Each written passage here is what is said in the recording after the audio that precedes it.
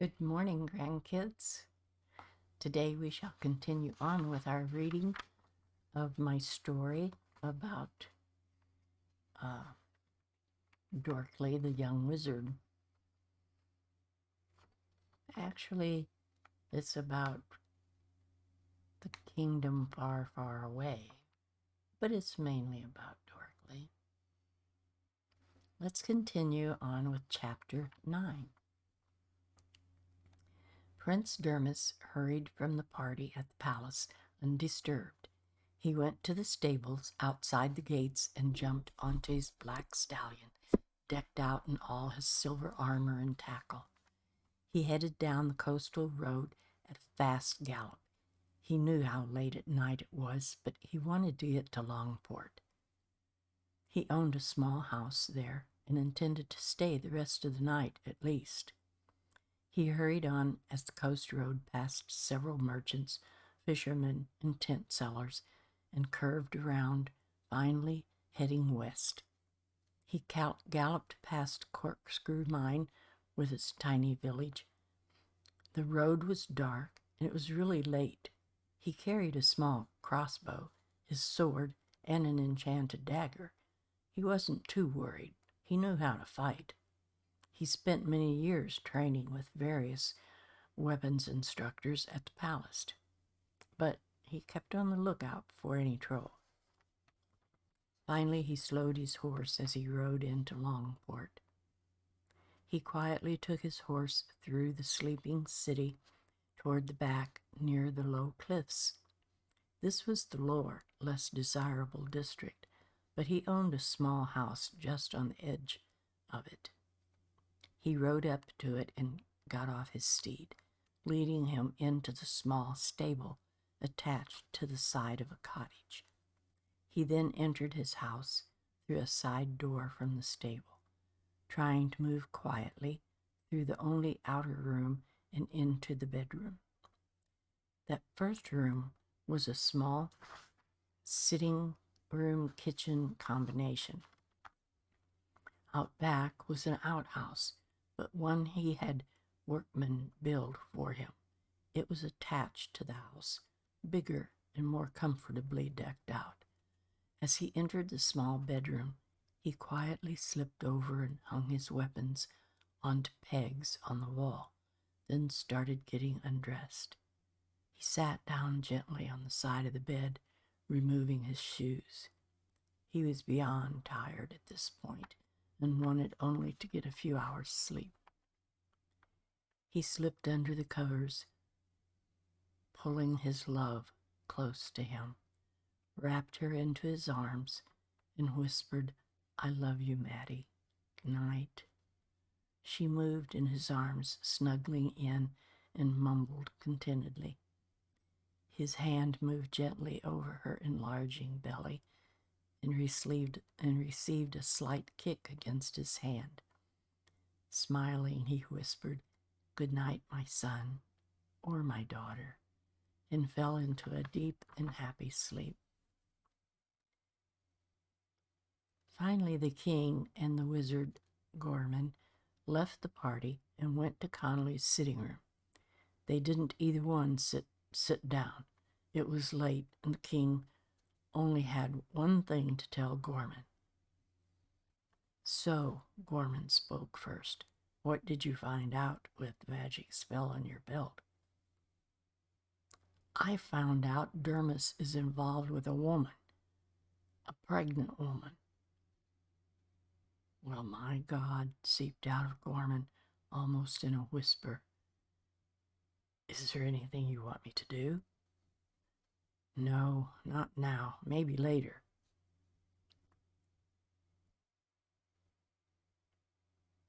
"I'm going to leave or have guards go bring them both here." Later on, the king was pacing his rooms and finally opened his door and told the guard there to send for General Bonester at once.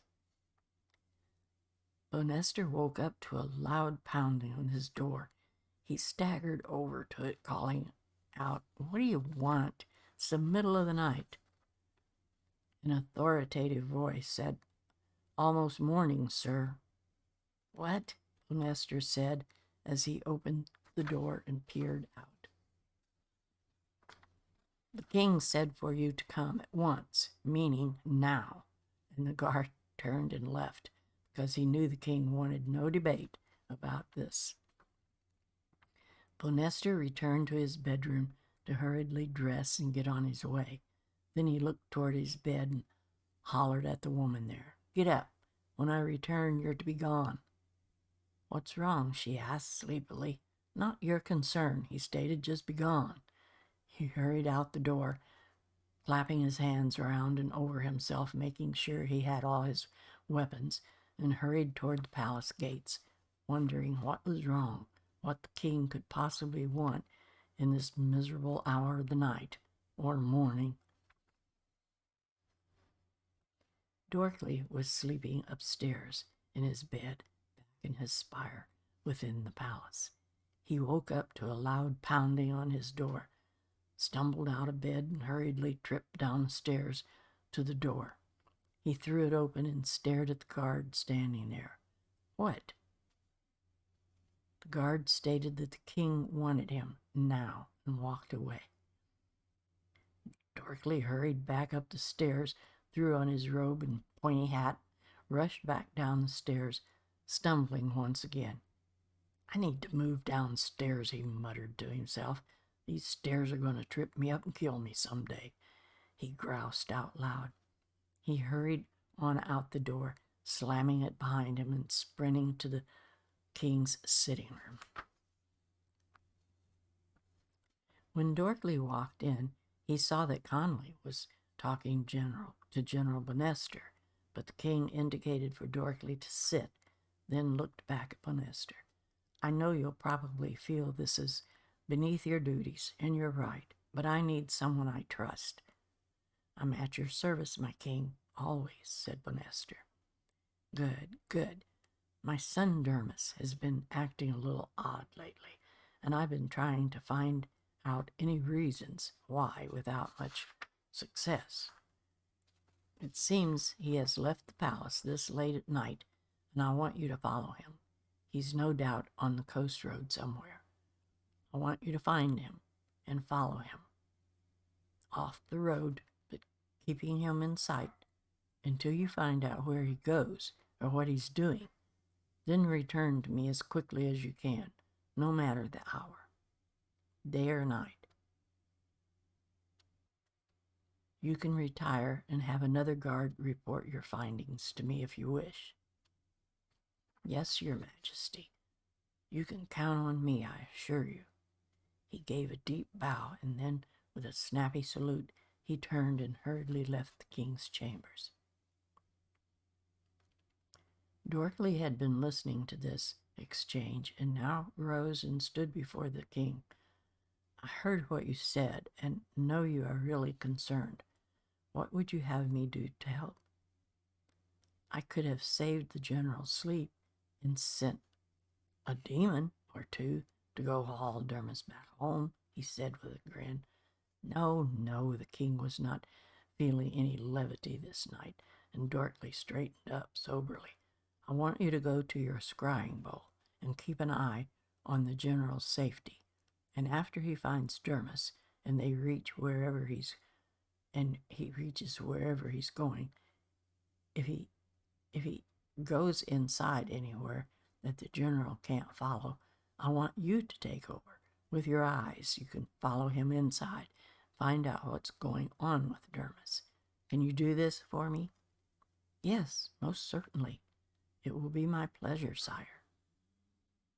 How come you didn't have my father do this, if I may ask?"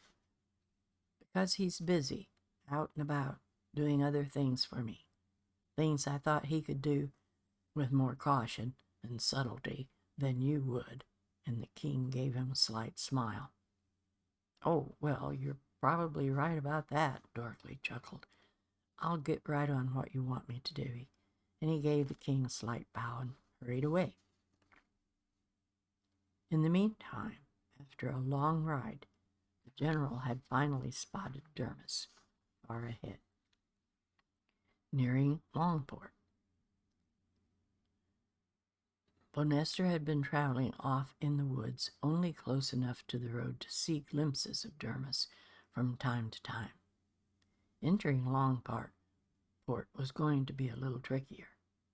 He hung back, knowing that if he lost sight of Dermis, and he had stopped and went inside anywhere, he would recognize his horse when he came upon it. He decided to get off his own horse.